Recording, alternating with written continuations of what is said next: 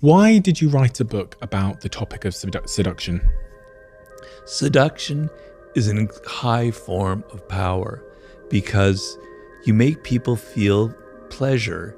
You make them feel excited or interested in you, and then their resistance to your ideas slowly lowers, and you have the ability to influence them and to move them in the direction that you want. If you yell at them, like we were talking about your child, and you tell them, do this, do that, they resent it, and for good reason.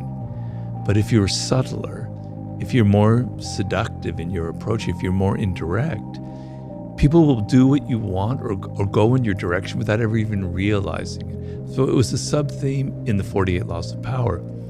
And so I was sort of interested in the psychology of that and why some people are good at it and some people are awkward about it. So when I finished the 48 Laws of Power, I thought this would be a natural segue, the next book. What are the qualities of a great seducer? Well, I like to distinguish between cold seducers and warm seducers. A cold seducer is something you don't want to be.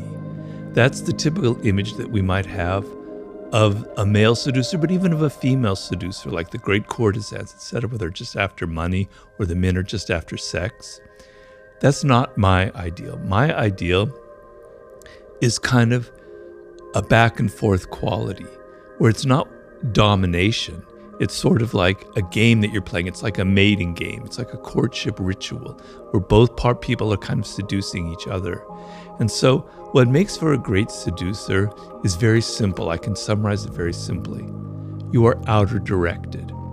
So when you meet somebody for the first time or you're on a date or whatever it is, you're not having that internal monologue going, does she like me or does he like me? Am I dressed well? Am I saying stupid things? What can I do to impress them? No. You turn it off and you're outer directed and you're listening to them and you're entering their spirit and you're hearing them say things that give you idea of what they're missing in life, of what they want, of what their needs are, of what makes them an individual. You're absorbing it, you're entering into their spirit, and then you can reflect it back to them. You can give them gifts, you can take them to places that show that you're attentive to them. Because if you look at how we are in our day-to-day life, normally people never pay us attention. They're always so self-absorbed, they're never thinking about us. The times where you get the sense that people are actually interested in who you are as an individual is pretty rare.